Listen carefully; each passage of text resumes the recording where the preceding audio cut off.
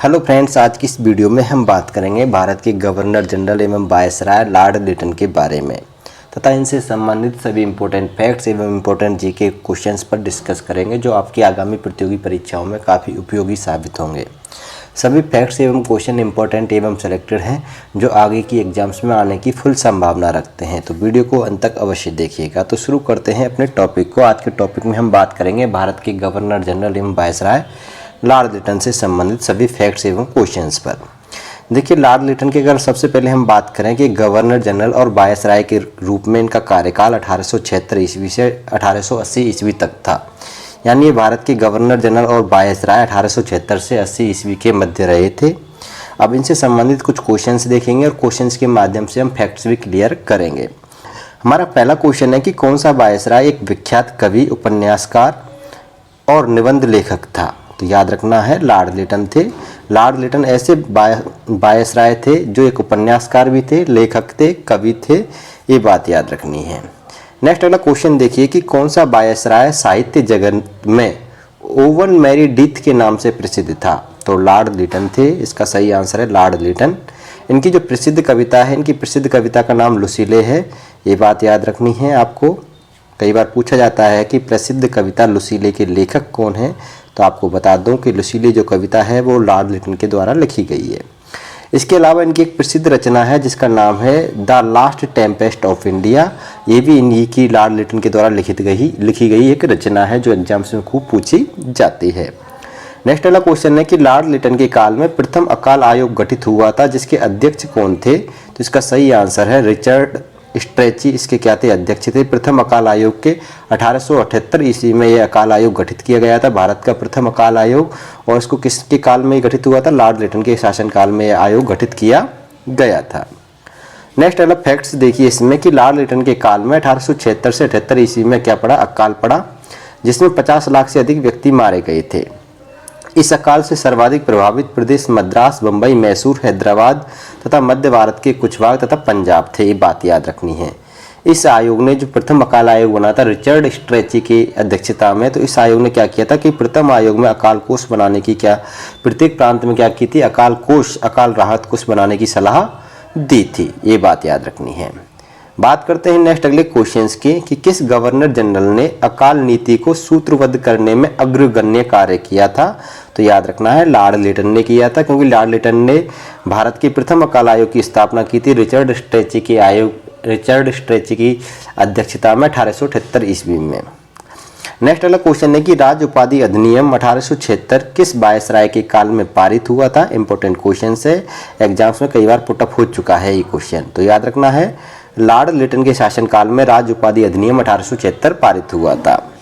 इस अधिनियम की विशेषताएं अगर हम देखें फैक्ट्स के रूप में कि इस अधिनियम के तहत महारानी विक्टोरिया को केसर-ए-हिंद यानी भारत की सम्राज्ञी की उपाधि से विभूषित किया गया था, ये बात भी आपको नोट करनी है। नेक्स्ट वाला क्वेश्चंस देखते हैं कि प्रथम दिल्ली दरबार का आयोजन कब हुआ था। ये दिल्ली दरबार 3 दिल्ली दरबारों का आयोजन हुआ था, जिसमें से हम बात कर रहे हैं प्रथम दिल्ली दरबार की। और सभी दिल्ली दरबार एग्जाम्स में पूछे जाते हैं, दिल्ली दरबारों के बारे में आप अवश्य याद रखिएगा। जो पहला दिल्ली दरबार था वह 1 जनवरी 1877 ईस्वी को आयोजित हुआ था, लॉर्ड लिटन के शासनकाल में हुआ था। इस प्रथम दिल्ली दरबार की जो मुख्य विशेषताएं थी वो ये थी कि कलकत्ता की एक पत्रिका ने इस दिल्ली दरबार की जो तुलना है उस घटना से की थी कि जब नीरो वंशी बजा रहा था और रोम जल रहा था। इस दिल्ली दरबार में, प्रथम दिल्ली दरबार में महारानी विक्टोरिया को भारत की सम्राज्ञी घोषित किया गया और उन्हें केसर-ए-हिंद की उपाधि से विभूषित किया गया था। इसके अलावा देखिए नेक्स्ट अगला क्वेश्चन देखते हैं हम कि vernacular press act 1878, important question है ये, याद रखना है ये कि वर्नाक्यूलर प्रेस एक्ट 1878 किस वायसराय के काल में पारित किया गया था। तो याद रखना है लॉर्ड लिटन के शासनकाल में ये पारित किया गया था। इसके अलावा याद रखना है कि ये क्या था कि इस अधिनियम के द्वारा वर्नाक्यूलर प्रेस एक्ट के द्वारा क्या हुआ था कि जो भारतीय भाषा में जितने भी समाचार पत्र छपते थे उनको क्या कर दिया गया था, प्रतिबंधित कर दिया गया था। ठीक है, अब वर्नाक्यूलर प्रेस एक्ट बहुत इंपॉर्टेंट एक्ट है और इसका बहुत ही अच्छा मतलब परिणाम, बहुत ही ज़्यादा गहरे प्रभाव पड़े थे भारत की क्रांति पर और भारत की उस समय की स्थितियों पर। ठीक है, तो याद रखना है ये एक्ट बहुत इंपॉर्टेंट है एग्जाम्स के लिए। अब वर्नाक्यूलर जो प्रेस एक्ट था इसके बारे में देख लीजिए कि किसने वर्नाक्यूलर प्रेस एक्ट को आकाश से होने वाला वज्रपात कहा था। तो याद रखना सुरेंद्रनाथ बनर्जी ने कहा था। सुरेंद्रनाथ बनर्जी ने आकाश से होने वाले वज्रपात के समान बताया था वर्नाक्यूलर प्रेस एक्ट को, ठीक है। और ये 1878 में हुआ, ये बात भी आपको याद रखनी है। नेक्स्ट अगला क्वेश्चन है कि किसने वर्नाक्यूलर प्रेस एक्ट को विपरीतगामी, असंगत तथा भारत की भावी प्रगति के लिए घातक पग बतलाया था। तो इसका सही आंसर है अर्स्किन महोदय ने। नेक्स्ट अगला क्वेश्चन है कि वर्नाक्यूलर प्रेस अधिनियम किन 2 समाचार पत्रों को विशेषकर ध्यान में रखकर लाया गया था। तो याद रखना है ये 2 समाचार पत्र थे सोम प्रकाश, जिसको ईश्वर चंद्र विद्यासागर ने क्या किया था, प्रकाशित करते थे और संपादक थे ईश्वर चंद्र विद्यासागर। और दूसरा समाचार पत्र था आपका भारत मिहिर, ठीक है, ये बात याद रखनी है। दूसरा समाचार पत्र था भारत मिहिर। इन 2 समाचार पत्रों को ध्यान में रखकर वर्नाक्यूलर प्रेस एक्ट लाया गया था। नेक्स्ट अगला क्वेश्चन है कि वर्नाक्यूलर प्रेस अधिनियम के प्रतिबंध से बचने के लिए किस समाचार पत्र ने रातों रात बंगाली भाषा में अपना माध्यम बदलकर अंग्रेजी कर दिया था। तो इसका सही आंसर है अमृत बाजार ने। नेक्स्ट अगला क्वेश्चन है कि किस वायसराय के काल में आईसीएस परीक्षा के लिए उम्मीदवारों की उम्र सीमा 21 वर्ष से घटाकर 19 वर्ष कर दी गई थी। तो इसका सही आंसर है लॉर्ड लिटन के शासनकाल में। इंपॉर्टेंट क्वेश्चन है, ये याद रखना है।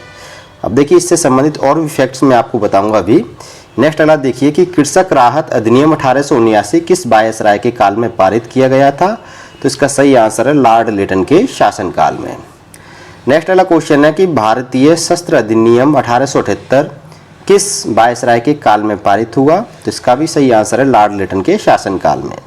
देखिए इस अधिनियम की विशेषताएं देख लीजिए कि 1878 ईस्वी के 11वें अधिनियम के द्वारा किसी भी भारतीय के लिए बिना लाइसेंस शस्त्र रखना व व्यापार करना एक क्या मान लिया गया था, दंडनीय अपराध मान लिया गया था। नेक्स्ट अगला क्वेश्चन देखिए कि 1879 ईस्वी में वैधानिक नागरिक सेवा, जिसको वैधानिक प्रशासनिक सेवा भी कहते हैं, की स्थापना करने वाले जनरल कौन थे। तो इसका सही आंसर है लॉर्ड लिटन। फैक्ट्स में देखिए कि लिटन भारतीय सिविल सेवा में भारतीयों के प्रवेश को क्या करना चाहता था, प्रतिबंधित करना चाहता था, परंतु भारत सचिव की स्वीकृति नहीं मिलने पर सिविल सेवा में भारतीयों की आयु 21 वर्ष से घटाकर कितनी कर दी थी इसने, 19 वर्ष कर दी थी। ये बात आपको याद रखनी है। नेक्स्ट अगला क्वेश्चन देखिए कि वैधानिक प्रशासनिक सेवा 1879 ये क्या चीज़ थी, इसके बारे में अवश्य समझ लीजिए क्योंकि ये बार बार रिपीट होकर पूछी जाती है। देखिए इस योजना में क्या था कि इस योजना के अनुसार प्रशासन के जो 1/6 अनुबद्ध पद थे उन पर उच्च कुल के भारतीयों से भरे जाने थे। यानी जो ये पद थे प्रशासनिक सेवा के, ये उच्च कुल के जो इंडियंस थे उनसे भरे जाने थे और इन पदों के लिए प्रांतीय सरकारें क्या करती थी, सिफारिश करती थी तथा वायसराय एवं भारत सचिव की अनुमति के पश्चात उम्मीदवारों को नियुक्ति दे दी जाती थी। 1888 ईस्वी में इस वैधानिक प्रशासनिक सेवा को क्या कर दिया गया था, समाप्त कर दिया गया था।